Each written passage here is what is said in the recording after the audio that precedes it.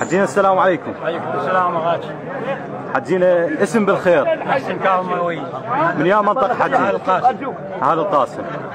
حجينا صار لك ايش قد بالحشد؟ صار لي من 21/9 جيت ما نشرون بالعاشر. موفقين حجينا. اشهر لورا. موفقين حجينا.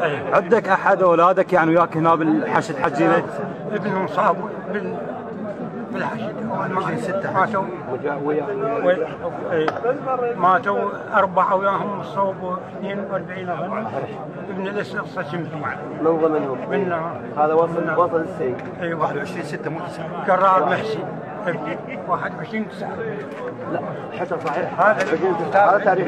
نعم حجينا العفو. بس هم ما مشونا على 1914 واحد حجينا. انت حجينا هسه تستلم راتب؟ لا والله ما استلم راتب. حجينا سؤال الحم والدي. فد وصيه من يمك.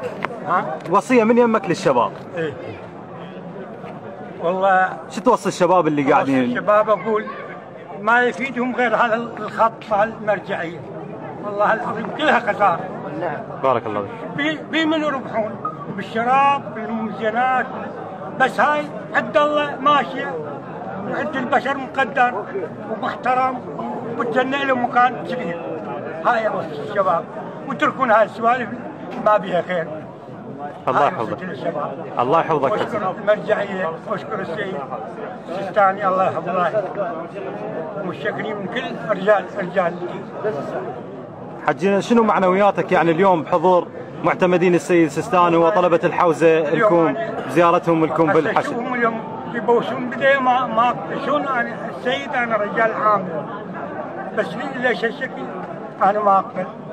يبوسون بداية المراجع يبوسون بداية والله. الله يحفظك ويعزك حجينا. الله يحفظك عمي. الله يحفظك ويعزك حجينا.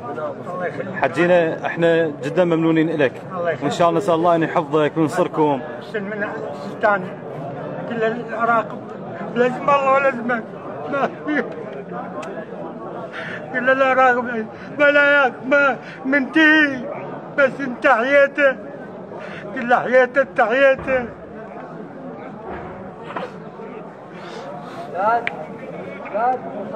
ممنون حجينا ممنون.